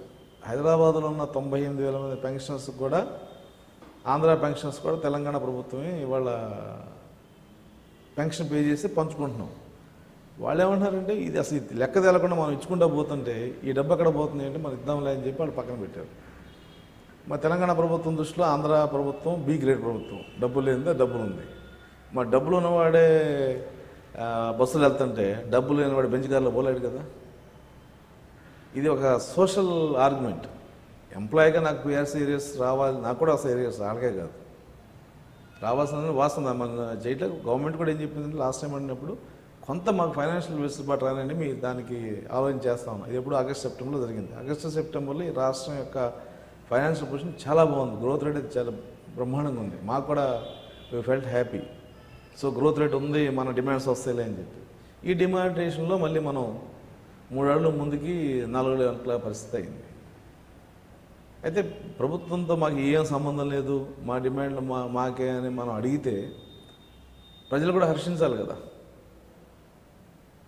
అసలు తిరుపతిలో జరిగిన సభలో ఒక పెద్ద జేఏసీ ఏర్పడిపోయింది. ఇక అశోక్ బాబు స్వచ్ఛందంగా తప్పుకోవడమే అన్నటువంటి ఒక హైప్ని వాళ్ళైతే క్రియేట్ చేయగలిగారు. అంటే మొత్తం అసలు ఉన్న ఉద్యోగులంతా మా వెనకే ఉన్నారు, అశోక్ బాబు ఇంకొక ఇద్దరు ఎవరైనా ఉద్యోగులు ఉంటే వాళ్ళిద్దరే ఉన్నారు. అది మీడియా ఇచ్చిన హైప్ తప్ప గ్రౌండ్ రియాలిటీ ఏం లేదు. ఇప్పుడు మీకు కూడా ఏం చేస్తారంటే 50 మందిని ఉన్నప్పుడు క్రాస్ యాంగిల్లో పెడితే 500 మంది కనపడతారు. పైనుంచి తీస్తే 50 మంది తక్కువ మంది కనపడతారు. మీరు క్రాస్కి 50 మందిని తల నుంచి కెమెరా చూపించి 500 మంది అటెండ్ అయ్యారంటే ఎలా కనపడుతుందో తిరుపతి మీటింగ్ కూడా అంతే. దానికి ఎందుకంటే ఎప్పుడు ఇవాళ వ్యవస్థలో నేను చూస్తున్నా నెగిటివ్ న్యూస్ కున్న ఇంపార్టెన్స్ పాజిటివ్ న్యూస్కి ఉండదు. ఇప్పుడు మనకి ఇస్రోలో 104 శాటిలైట్స్ ఇచ్చారు. ఆ న్యూస్ ఇవాళ ఏం లేదు కాబట్టి హెడ్లైన్స్ అయింది. ఇంకోటి ఏదైనా ఉంటే రాజకీయ న్యూస్ అది హెడ్లైన్ అయ్యేది. అలా అంటే కీలకమైన మున్సిపల్ కావచ్చు, రెవెన్యూ, వైద్య శాఖకు సంబంధించిన వీళ్ళందరూ మా పక్కే ఉన్నారు అన్నది ఏం లేదు. ఇప్పుడు అంటే వాళ్ళు ఇంకా స్టిల్ నౌ ఏపీఎన్జిఓలోనే ఉన్నారు. ఏపీఎన్జిఓ ఇప్పుడు రెవెన్యూ శాఖ అధ్యక్షుడిగా అతను నేను అశోక్ ఉంటుందని చెప్పాడు. కానీ మొన్న మాకు అయిన ఎలక్షన్లో రెవెన్యూ నుంచి మాకు వైస్ ప్రెసిడెంట్గా ఉన్నారు ఏలూరు నుంచి. ఇంకా రెవెన్యూలో ఆర్ఐలు కానీ నాన్ గెస్టెడ్ కానీ అందరూ మా తాలూకా కార్యదర్శులు ఉన్నారు. వాళ్ళందరూ కూడా చెప్తున్నారు జిల్లాల్లో ఇది కరెక్ట్ కాదు. ఎందుకంటే ఏపీజేఎస్ అనేది భారతదేశంలో ఉన్న ఒక పెద్ద వ్యవస్థ. అంటే ఈ రాష్ట్రంలో ఉన్న యూనిటీ 29 రాష్ట్రాలు ఎక్కలేదు. మనకున్న 29 రాష్ట్రాలు, జమ్మూ కాశ్మీర్ కానీ ఆ నార్త్ ఈస్టర్న్ రాష్ట్రాలు 7 రాష్ట్రాలు తీసేస్తే 8 పోతే 21లో ఇంత పెద్ద వ్యవస్థ ఉన్న రాష్ట్రం ఏది లేదు. ప్లస్ పొలిటికల్గా మనం న్యూట్రల్. మా జేఏసీ పలానా పార్టీని చెప్పుకునే పార్టీ రాష్ట్రంలో ఈ దేశంలో కూడా లేదు. పొలిటికల్ న్యూట్రల్గా ఉన్నాం. కానీ మిగతా రాష్ట్రాలు అట్టా కాదు. 10 సంఘాలు ఉంటే 5 సంఘాలు ఒక పార్టీకి, 5 సంఘాలు ఒక పార్టీకి, 3 సంఘాలు ఒక పార్టీకి ఉంటాయి. ఈ ముగ్గురిని కూర్చోబెట్టడం చాలా కష్టం. ఇవాళ ట్రేడ్ యూనియన్స్ని కామన్ ప్లాట్ఫామ్ తేవడానికి ఎంత కష్టమో మిగతా రాష్ట్రాల్లో పరిస్థితి. కానీ మన రాష్ట్రంలో ఆ పరిస్థితి లేదు. మరి గుడ్డారిపేట మొదటి నుంచి 1957 నుంచి 60 నుంచి అంతకుముందు జేసీఏ అని ఉండేది, జాయింట్ కౌన్సిల్ ఆఫ్ అసోసియేషన్స్. అది వాళ్ళు జేఏసీగా మారింది. మొదటి నుంచి జేఏసీ అనేది మనం అన్ని సంఘాలు ఏదన్నా ఉన్నా మేము గదిలో మాట్లాడుకునే వాళ్ళం, గదిలో చేసిన వాళ్ళం. ఇంతకుముందు జేఏసీలో ఉన్న స్వామిగౌడ్ కానీ, స్వామినాథన్ కానీ, మన యూటీఎఫ్ నారాయణ గారు కానీ, వెంకటరెడ్డి, మోహన్ రెడ్డి, అంత పెద్ద పెద్ద వాళ్ళందరూ ఈ జేఏసీలో చేశారు. అప్పుడు లేని డిమాండ్లు, అప్పుడున్న డిమాండ్లు పోల్చుకుంటే అసలు డిమాండ్ లేనట్టు లెక్క. ఇంకొక విషయం ఏంటంటే, చాలామంది ఈ జనరేషన్ నాయకులు తెలియంది, జేఏసీ ఆబ్జెక్టు, జేఏసీ పర్పస్ వేరు. 1960లో జేఏసీ ఎందుకు ఫామ్ అయిందంటే, మనకు సెంట్రల్ గవర్నమెంట్కి రూపాయి వస్తే స్టేట్ గవర్నమెంట్కి 60 పైసలు వచ్చేది ఎంప్లాయీకి. డిఏ, పెన్షన్, పే స్కేల్స్, ఈ 3 సెంట్రల్ గవర్నమెంట్ సుపీరియర్ సర్వీస్ లాగా, స్టేట్ గవర్నమెంట్ ఇన్ఫీరియర్ సర్వీస్ లాగా ఉండేది. 1960లో మా ఏపీఎన్జిఓస్ మాజీ నాయకులు శ్రీరాములు గారని ఈ రాష్ట్ర ప్రభుత్వానికి, కేంద్ర ప్రభుత్వానికి ఈ ప్యారిటీ కరెక్ట్ కాదు, కేంద్రంలో ఎంత ఉంటే రాష్ట్ర ప్రభుత్వానికి అంతే ఉండాలని చెప్పి తమిళనాడు, కేరళ, కర్ణాటక ఈ రాష్ట్రాల్లో ఉన్న ఎన్జిఓ సంఘాలందరినీ కూర్చోబెట్టి 1960లో South India state government employees federation start చేశారు. ఇది స్టార్ట్ చేసినప్పుడు నార్త్లో వాళ్ళకి కూడా తెలిసి, ఉత్తరప్రదేశ్ నుంచి, వెస్ట్ బెంగాల్ నుంచి వాళ్ళు కూడా వచ్చారు. అప్పుడు 62లో all India state government employees federation అని ఒక ఫెడరేషన్, అంటే మన ఎన్జిఓ సంఘం లాంటి 29 రాష్ట్రాలు అందరితో అయింది. ఇవాళ all India state government employees federation అనే దానికి ఇంటర్నేషనల్ కూడా రెప్యుటేషన్ ఉంది. అప్పుడు వాళ్ళు స్ట్రగుల్ దేనికి, ఫండమెంటల్గా దీని బాధ్యత ఏంటంటే, కేంద్ర ప్రభుత్వంతో పాటు మనం సమానమైన డిఏ, సమానమైన పే స్కేల్స్, సమానమైన పెన్షన్ బెనిఫిట్స్ తీసుకోవాలన్న ఉద్యమం ఆ రోజు స్టార్ట్ అయింది. ఆ ఉద్యమం 72లో డిఏ కోసం 56 రోజులు సమ్మె చేయటం, అలా 86లో ఏదైతే మాకు డిఏ మంచి స్కేల్స్ వచ్చినాయో అక్కడ కొంత మాకు కేంద్ర ప్రభుత్వంతో పాటు సమానంగా కొంత వచ్చింది. తర్వాత మాస్టర్ స్కేల్స్ ఏదైతే మాకు 2000లో వచ్చినాయో కేంద్ర ప్రభుత్వంతో పాటు మాకు సమానమైన డిఏ, సమానమైన పెన్షన్ బెనిఫిట్స్ అన్నీ వచ్చినాయి. ఇవాళ ఒక రకంగా చెప్పాలంటే ఈ రోజున కేంద్ర ప్రభుత్వం కంటే మనకి కొద్దిగా గొప్ప ఒక రూపాయి ప్లస్లో ఉన్నాం. కేంద్ర ప్రభుత్వం 30% ఇచ్చారు అని 24% చేశారు. ఇది హైదరాబాద్ లాంటి సిటీస్కి మనం 30% అలాగే చేస్తున్నాం. అలాగే అక్కడ కొన్ని బెనిఫిట్స్ తీసేశారు. ప్లస్ కేంద్ర ప్రభుత్వంలో 10 సంవత్సరాలు ఒకసారి పిఆర్సీ. కేవలం 4 రాష్ట్రాల్లోనే, ఆంధ్రప్రదేశ్, తెలంగాణ, తమిళనాడు, కేరళలోనే 5 సంవత్సరాలు ఒకసారి పిఆర్సీ. అందుకని మిగతా రాష్ట్రాలన్నిటి కూడా పరిస్థితి ఏంటి, కేంద్ర ప్రభుత్వంలో పిఆర్సీ వేస్తే వీళ్ళకి పండగ, ఎందుకంటే ఆ పిఆర్సీ కేసు మాకు కావాలని అడుగుతారు. కానీ మనం ఏంటి 5 సంవత్సరాలు ఒకసారి పిఆర్సీ వేసుకుంటున్నాం. లాస్ట్ పిఆర్సీ మేము పిఆర్సీ గడువు ముందే వేసుకున్నాం కాబట్టి కొంత మాకు ఫైనాన్షియల్ బెనిఫిట్ కూడా వచ్చింది. సో ఇవాళ ఒక రకంగా చెప్పండి, జేఏసీ పాత్ర సక్సెస్ఫుల్గా కంప్లీట్ అయింది పిఆర్సీ వేయటంలో. పిఆర్సీ, పెన్షన్ బెనిఫిట్స్, ఎప్పుడైతే డిఏ, వీటన్నిటి మీద ఈ జేఏసీ ఏదో ప్రారంభించామో దాని పర్పస్ ఫుల్ఫిల్ అయిన తర్వాత జేఏసీ ఏం చేస్తుందంటే, డిపార్ట్మెంట్ డిమాండ్స్ మేము టేకప్ చేసి మొదలుపెట్టాం. ఏదో ఇరిగేషన్ డిపార్ట్మెంట్ చిన్న ప్రాబ్లం వచ్చింది, జేఏసీ తరఫున టేకప్ చేస్తున్నాం. నర్సెస్ ఇష్యూ జేఏసీ చేస్తున్నాం. ఇలా డిపార్ట్మెంట్ డిమాండ్లు కూడా జేఏసీ చేస్తున్నప్పుడు కొన్ని డిపార్ట్మెంట్లు ఏమవుతున్నాయంటే, మా డిమాండ్ తీయలేదు, మా డిమాండ్ చేయలేదు, ఇరిగేషన్ మా మీద స్టార్ట్ అయింది. అంటే దీని పర్పస్ వేరు, ఇప్పుడు మేము చేస్తుంది వేరు. ఒక పిఆర్సీ వచ్చినప్పుడు మాత్రమే ఇద్దరు జేఏసీని కూర్చోబెట్టి మాట్లాడి అందరం వెళ్ళి మాట్లాడడం, ఏది జేఏసీ టీమ్. రెండోది, మన రాష్ట్రం విడిపోయిన తర్వాత అంతకుముందు జేఏసీలో ఏపీ ఎన్జిఓ అధ్యక్షుడు chairman, Telangana NGOs president, secretary general. ఇది నేను పెట్టిన కాంపోజిషన్ కాదు. 1986 నుంచి కూడా తెలంగాణ నాయకులు, ఆంధ్ర నాయకులు కూర్చొని మన ఇద్దరం కలిపి పిఆర్సీ కోసం పనిచేయాలి, ఏపీ ఎన్జిఓస్ అటుపక్క ఇటుపక్క తెలంగాణ సెక్రటరీ జనరల్గా ఉండి పనిచేయండి అని చెప్పి స్వామినాథన్ నుంచి నడుస్తుంది. తెలంగాణ విడిపోయింది, మనం ఒక్కరం బయటకు వచ్చాం. ఆ సెక్రటరీ జనరల్ ఎవరికి ఇవ్వాలన్నప్పుడు మనకున్న 3,86,000 మంది ఉద్యోగస్తుల్లో 1,86,000 మంది టీచర్స్, మిగతా 2 లక్షల్లో 40,000 మంది యూనిఫామ్ సర్వీస్ ఉన్నారు, అంటే పోలీసు, ఎస్పీఎఫ్ ఉన్నారు. ఒక 25,000 మంది క్లాస్ 4 ఎంప్లాయీస్ ఉన్నారు. సో మిగతా సివిల్ సర్వీస్ ఎంతమంది 1.35 అంతే. కాబట్టి కాంపోజిషన్ ఎలా ఉండాలి, ఈ రకంగా ఉండాలి. Chairman AP NGOs president, secretary general teacher నుంచి, మిగతా దాంట్లో క్లాస్ 4 వీళ్ళందరూ కూడా ఒక ప్రాధాన్యత పోస్టులు ఇవ్వాలి అని మేము నిర్ణయించుకున్నాం. అప్పుడు ఈయన బొప్పరాజు నా సెక్రటరీ జనరల్ కావాలి, రెవెన్యూ డిపార్ట్మెంట్ గొప్పదని తీసుకొచ్చాడు. డిపార్ట్మెంట్ గొప్పదని జేఏసీకి సంబంధం లేదు, నేను కమర్షియల్ డిపార్ట్మెంట్, మా దగ్గర నుంచి ఎవరు లీడర్ లేడు. అంత మాత్రాన ఇంకో రకం మాట లేదు. కమర్షియల్ డిపార్ట్మెంటు ఇవాళ రాష్ట్రానికి మెజార్టీ షేర్ నా నుంచి వస్తుంది. కాబట్టి మా డిపార్ట్మెంట్కి అన్ని జిల్లా ప్రెసిడెంట్ వాళ్ళు ఇస్తారా? ఎవరు ప్రెసిడెంట్ ఆర్గనైజేషన్ వేరు, డిపార్ట్మెంట్ వేరు. ఆ డిమాండ్ ఏదవుతుందో సెక్రటరీ జనరల్ అనేది మేము కన్సిడర్ చేయలేదు. ఆయన మరి సెక్రటరీ జనరల్ ఇవ్వలేదు కాబట్టి కొంత మాతో డిఫర్ అయ్యి దూరంగానే ఉంటున్నాడు. ఆయన అసలు విభజన సమయంలో ఏదో కోట్ల రూపాయల నిధులు వచ్చాయి, అవన్నీ అశోక్ బాబు నేతృత్వంలో గల్లంత అయిపోయాయి, ఏదో లెక్కల్లో కూడా చూపించకుండా వెళ్ళిపోయాయి అన్నది కదా ఆ రోజు మీరు చెప్తున్న వెంకటేశ్వర్లు కానీ మిగిలిన కొంతమంది ఆరోపించింది. నాకు తెలిసి ఉద్యమం ఆ ఎలిగేషన్ వాళ్ళేమి నాకు చేసింది ఎక్కడ చూడలేదు. వాళ్ళు అటువంటి ఉంటే ఏదన్నా ఎంక్వైరీ చేసుకోమో లేకపోతే వాళ్ళ ఎవిడెన్స్ ఉండేమో నేను దానికి సిద్ధంగా ఉన్నాం. అదే ఆ సెక్రటరీ జనరల్ అనేది అయితే ఇప్పుడు కాదు, బొప్పరాజు రిటైర్ అయ్యే వరకు బొప్పరాజు రాదు. నేను ఇవాళ కాదు, అతను రిటైర్ అయ్యే వరకు అది రాదు. ఎందుకంటే ఈ కాంపోజిషన్ టీచర్స్ మా జేఏసీ పేరేంటి, joint action committee of employees, teachers, workers and pensioners. 3,85,000 మంది ఎంప్లాయీస్, 4 లక్షల మంది పెన్షనర్స్, 7 లక్షల అంటే 8 లక్షల మంది కాంపోజిషన్. ఇది ఇక్కడ పదవులు కూడా అలాగే ఉండాలి. ఇప్పుడు మనం సీఎం గారు మంత్రి పదవి ఇచ్చినప్పుడు అన్ని జిల్లాలని సమాధానం చేస్తారు కదా ఆయన. అలాగే అన్ని డిపార్ట్మెంట్లు అన్ని క్యాడర్లు మేము సమాధానం చేస్తాం. రెవెన్యూ డిపార్ట్మెంట్ గొప్పది కాబట్టి నాకు ప్రెసిడెంట్ కావాలంటే అన్ని జిల్లాలో రెవెన్యూ ప్రెసిడెంట్లు ఉండాలి. లేదు, ఎందుకని లేదు, ఆయన డిప్యూటీ తహసీల్దార్ని కూడా గెజిటెడ్ చేయించుకున్నారు. కింద క్యాడర్ అంటే సీనియర్ అసిస్టెంట్లు, ఆర్ఐలు, జూనియర్ అసిస్టెంట్లు మా దగ్గర ఉంటారు.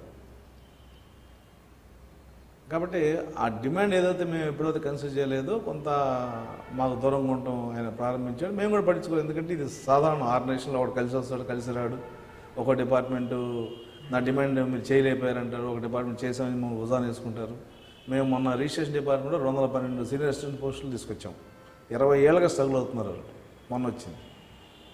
అలాగే యాన్యువల్ హస్బెండరీలో పోస్టులు అన్నీ మేము చేసిన మేము ఎక్కడ చెప్పుకోము. ఎందుకంటే ఇక్కడ ఉన్నవాడు బాధ్యత, చేయాల్సిన బాధ్యత. అయితే 10 డిమాండ్లలో ఒక 5 మేము తెచ్చుకోగలుగుతాం. 1, 2 ప్రభుత్వం ఇది ఎలా అవుతాయేమో ఇలా ఇస్తూ ఉంటుంది, 1, 2 మేము ఇవ్వలేమని చెప్పుద్ది. ఆ 1, 2 ఇవ్వలేని డిపార్ట్మెంటు అసలు మీరు పని చేయట్లేదంటే మరి 5, 3 చేసిన దానికి సమాధానం ఎవరు చెప్పాలా? జేఏసీ అనేది ఈ డిపార్ట్మెంట్లో దాదాపు మేము తీసుకున్న అంటే జేఏసీలోకి ఎలిజిబిలిటీ ఉన్న డిపార్ట్మెంట్ 105 తీసుకున్నాం. ఈ సంఘాలుగా మీరు తీసుకుంటే 1000 అవుతాయి. కేడర్ వైజ్ సంఘాలు, రీజనల్ వైజ్ సంఘాలు, కుల సంఘాలు, ఎన్ని 1000 సంఘాలు ఉంటాయి. కానీ జేఏసీలోకి ఎలిజిబిలిటీ అంటే ప్యూర్లీ సర్వీస్ మ్యాటర్స్ కోసం పనిచేసే సంఘాలునే మేము జేఏసీలో తీసుకుంటాం. అటువంటి 105 సంఘాలు ఉన్నాయి. ఆ 105 సంఘాల డిమాండ్లు పెడితే అసలు పిఆర్సీ అడగలేము. అందుకే నేను జేఏసీ మీటింగ్లో కూడా మా వాళ్ళని నేను స్పష్టంగా చెప్తాను. జేఏసీలో మీరు డిమాండ్ పెట్టేటప్పుడు మీ డిపార్ట్మెంట్ సంఘం పనిచేసి దాని మీద ఏమైనా ప్రయత్నం చేసిందా లేదా చేయండి. చేసిన తర్వాత మీ శక్తికి మించితే జేఏసీ దగ్గరండి. అంతేకాదు సింపుల్గా జేఏసీలో నేను సభ్యుని కాబట్టి నా దాంట్లో ఇంక్రిమెంట్ రాకపోయినా, నా దాంట్లో ప్రమోషన్ రాకపోయినా జేఏసీ చేయాలంటే అది కరెక్ట్ కాదు. అశోక్ బాబు గారి మనసులో ఎక్కడైనా ఒక ఫీలింగ్ ఉందా ఏంటంటే తెలంగాణ కోసం పోరాడిన స్వామిగౌడు ఎమ్మెల్సీ అయ్యాడు, శాసన మండలి చైర్మన్ కూడా అయ్యారు. అశోక్ బాబుని మాత్రం ఈ ప్రభుత్వం ఎమ్మెల్సీ స్వామి కూడా ఎమ్మెల్సీ అవ్వటానికి మనం ఒకటి చదువు, స్వామి కూడా కంటెస్ట్లోకి వెళ్ళి ఎమ్మెల్సీ అయ్యాడు. ఆయన ప్రభుత్వం ఆయాచితంగా ఇవ్వాల అంటే టీఆర్ఎస్ఏ కదా అతనికి టికెట్ ఇచ్చి. అవునా, రిటైర్ అయిన తర్వాత టీఆర్ఎస్లోకి వెళ్ళిపోయాడు. నేను సర్వీస్లో ఉన్నా కదా. పైగా అసలు ఇవాళ నాకు ఎమ్మెల్సీ కావాలంటే నేను అసలు ఇంత పెద్ద ఎక్సర్సైజ్ కూడా చేయవసరం లేదు. రేపు ఈ గ్రాడ్యుయేట్ కాన్స్టిట్యూన్సీలో ఏ కాన్స్టిట్యూన్సీ అయినా నన్ను మా సంఘాలన్నీ ఇప్పుడు ఏదో ఈ సంఘాలు అక్కడ ఓటేసేది. టీచర్స్ గ్రాడ్యుయేట్స్ దాంట్లో టీచర్స్ ఓటేస్తారు. ఈ teachers plus SGT primary school teachers కలిపి గ్రాడ్యుయేట్ దాంట్లో ఉంటారు. సో వాళ్ళు నేను కంటెస్ట్ చేస్తానంటే పార్టీ రహితంగా మేము వెళ్తా అంటే వీళ్ళందరూ నా వెనకాల ఉంటారు. నేను రూపాయి ఖర్చు లేకుండా గెలుస్తాను అక్కడ. దానికోసం ఇంత వెంపరాల్సిపడలేదు. నేను నా ఆలోచన అంటే భవిష్యత్తులో రిటైర్ అయిపోయిన తర్వాత ఏమన్నా అలాంటి ఆలోచన వస్తుంది రాజకీయంగా ముందుకెళ్ళాలని ఇప్పటికి ప్రస్తుతానికి? అంటే రాజకీయాలు అవే మనం అదేమి వెళ్ళకుండా అది కూడా ఒక రకంగా ప్రజాసేవే కదా వెళ్ళవలసిన ప్లాట్ఫామ్లో. చాలామందికి అర్థం కాని విషయం ఏంటంటే అసలు నాకు ఈ పొజిషన్ ఎలా వచ్చింది ఎవడని చెప్పగలుగుతాడు? ఎవడు చెప్పలేడు. 3,86,000 మంది ఎంప్లాయీస్, 66 రోజులు సమ్మె, తర్వాత మనకి పాపులేషన్ 5 కోట్లు, కనీసం 2 కోట్ల మందిని ఎందుకు చేశారు. వీళ్ళందరూ యొక్క నమ్మకం ఒక చుక్క పడితే ఉంది, ఆ చుక్క అశోక్ బాబు. ఈ క్రెడిబిలిటీ అనేది మన సొంతానికి కాదు, ఇది the society has given this credibility. ఆ సొసైటీని ఎవరు లీడ్ చేశారు? ఈ సంఘం లీడ్ చేసింది, ఉద్యోగ సంఘం. ఇవాళ ఏదైతే నువ్వు ఎంజాయ్ చేస్తాం క్రెడిబిలిటీ, దాన్ని రీపే చేయాలి కొంత మనం. కానీ ఎంత సొసైటీలో అవేర్నెస్ ఉన్నా కూడా నడిపించడానికి ఒక నాయకుడు అయితే తప్పకుండా అవసరమే కదా, ఉండాలి. అలాంటి నాయకత్వ లక్షణాలతో మీరు ముందుకు వెళ్ళినప్పుడు ఖచ్చితంగా మరొక స్టేజ్లోకి వెళ్ళి ఇంకొక రకంగా ప్రజాసేవ చేయాలనే ఆలోచన కూడా ఉండొచ్చు. నేను ఉద్యోగంలో చేరినప్పుడు ఏపీఎన్జిఓ ప్రెసిడెంట్ అవుతాను అనుకోలేదు. ఏపీఎన్జిఓ ప్రెసిడెంట్ ఏదైనా సమగ్ర రాష్ట్ర ఉద్యమం చేస్తానని అనుకోలేదు. ఉద్యమం చేసిన తర్వాత నేను ఇంత గొప్ప లీడర్ అవుతానని అనుకోలేదు. సో భవిష్యత్తులో ఎమ్మెల్సీ కావచ్చు, లేదంటే డైరెక్ట్ ప్రత్యక్ష రాజకీయాల్లో వెళ్ళే అవకాశం కూడా ఉండొచ్చు. ఒక సాధారణ ఉద్యోగి ఆశించిన దానికంటే కొన్ని వేల రెట్ల పొజిషన్లో నేనున్నా. ఇప్పుడు మనం రూపాయి వాల్యూ స్టాక్ మార్కెట్లో 100 అయిన తర్వాత అది 1000 అయ్యే అవకాశం ఉందంటే ఎవడు దాన్ని కాదనలేదు. అయితే 100 అవటం గొప్ప, ఆ 100తో మనం సాటిస్ఫై కావాలి. కానీ మనం 1000 అవ్వాలని పరిగెత్తితే 100 కూడా డివాల్యూ అయ్యి రూపాయల్లో మనం 10 పైసలకు వస్తాం. I'm maintaining silence. మనం ఈ ఉద్యోగ సంఘ నాయకులు సొసైటీలో 10 పైసలు 15 పైసలు వాల్యూ ఉన్న వాళ్ళు గతంలో ఎవరో తెలుసు. మా జిల్లా ప్రెసిడెంట్ ఎవరో తెలుస్తుంది, తెలుస్తా డిపార్ట్మెంట్లో తెలుస్తుంది, కలెక్టర్ తెలుస్తుంది, పబ్లిక్ తెలియదు కదా. అటువంటి ఉద్యోగం ద్వారా మనం పాపులర్ ఫిగర్స్ అయ్యాం. అంటే మన వాల్యూ 10 రూపాయలది షేర్ మార్కెట్లో 100 రూపాయలు అయ్యాం. ఈ 100 రూపాయలు మనం మెయింటైన్ చేయండి కొంతకాలం చేస్తే నీ పర్ఫార్మెన్స్, నీ ఇంటిగ్రిటీ, నీ అప్రోచ్ వల్ల 110, 120 అవుతావు. కానీ 100 అయ్యా అని చెప్పి 100 వేయాలని కోరుకోవడం తప్పు. సార్, చివరగా ఏ రాజ్య అభివృద్ధి అయినా అక్కడ ఉన్నటువంటి అధికారుల యొక్క ప్రోద్బలంతో, వారి సహకారంతో ముందుకెళ్తుంది. ఏమీ లేకుండా నిర్మానుష్యంగా ఏర్పడిన రాష్ట్రం ఆంధ్రప్రదేశ్ విభజన తర్వాత. ఇప్పుడు ఈ రాష్ట్రం అభివృద్ధి పథంలో ముందుకు వెళ్ళగలుగుతుందా? అధికారుల సంఘం నాయకుడిగా మీరేమైనా ఆలోచిస్తున్నారు? ఖచ్చితంగా. ఇప్పుడు ఆంధ్రప్రదేశ్లో వనరులు కానీ అంటే న్యాచురల్ రిసోర్సెస్, హ్యూమన్ రిసోర్సెస్ రెండు సఫిషియెంట్గా ఉన్నాయి. అయితే కొంత టైం కావాలి, ప్లస్ మేనేజ్మెంట్. అంటే మనకు ముందు ఏం కావాలి? ఇప్పుడు మీకు చిన్న ఎగ్జాంపుల్, హెల్త్ కార్డ్స్ మాకు ఉంది. హెల్త్ కార్డ్స్ మాకు ప్రతిష్టంభన ఎక్కడ ఏర్పడింది? మా ప్యాకేజ్ రేట్ల మీద పెంచమని అడిగారు. సరే, మొన్న నాన్ ఎన్ఏబిహెచ్ హాస్పిటల్కి కొంత పర్సంటేజ్ పెంచారు. పెంచినప్పుడు మేము డిఫరెన్స్ ఏదైతే ఉందో, అంటే మేము హాస్పిటల్లో 12 అడుగుతారు, ప్రభుత్వం 10 ఇస్తా ఉంటుంది. మేము చెప్పామంటే ఆ 2% ఇచ్చేయమని చెప్పాం. ఎందుకని? ఇవాళ ఆంధ్రప్రదేశ్ హెల్త్ సెక్టర్ కావాలి. It is short sector. మనకి హైదరాబాద్లో ఫెసిలిటీస్ ఇక్కడ లేవు. సో ఇక్కడ హెల్త్ సెక్టర్ రావాలంటే వీడికి కొంత మనీ కావాలి. మన ఎంప్లాయీస్ హెల్త్ స్కీమ్ అనేది గ్యారంటీ మనీ. సో మనం 30 రూపాయలు ఇచ్చేసాడు, 31 రూపాయలు ఇచ్చిన వలన మనం నష్టపోయేది ఏం లేదు. ఆ రకంగా సెక్టార్ ఇక్కడ బయటకు వస్తుంది. అలా గవర్నమెంట్ కానీ సొసైటీ కానీ ఈ డెవలప్మెంట్లో కొంత మనం ఫోర్గో అయ్యి డెవలప్మెంట్ అనే దానికి కనుక పనిచేయగలిగితే ఖచ్చితంగా ఈ స్టేట్ డెవలప్ అవ్వడానికి 10 సంవత్సరాల్లో, అంటే హైదరాబాద్లో హైదరాబాద్ సిటీని అసలు ఎప్పుడు కంపేర్ చేయకూడదు. Hyderabad city is different. హైదరాబాద్లో ఫెసిలిటీస్ ఎడ్యుకేషన్ పరంగా కానీ, హెల్త్ పరంగా కానీ, ఇన్ఫ్రాస్ట్రక్చర్ పరంగా కానీ ఇక్కడ రావడానికి 10-15 ఏళ్ళ కంటే ఎక్కువ పట్టదు. హైదరాబాద్ డెవలప్ 50 సంవత్సరాలు పట్టి ఉండొచ్చు. కానీ ఇవాళ ఆంధ్రప్రదేశ్ డెవలప్ అవడానికి 10-15 సంవత్సరాల్లో ఆ ఫెసిలిటీస్ రావడంలో పెద్దగా మనం ఆశ్చర్యపడాల్సిన పని ఏం లేదు.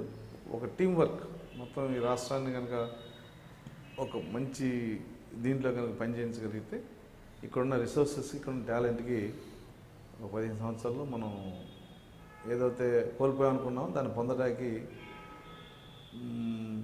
100% ఛాన్స్ ఉంది.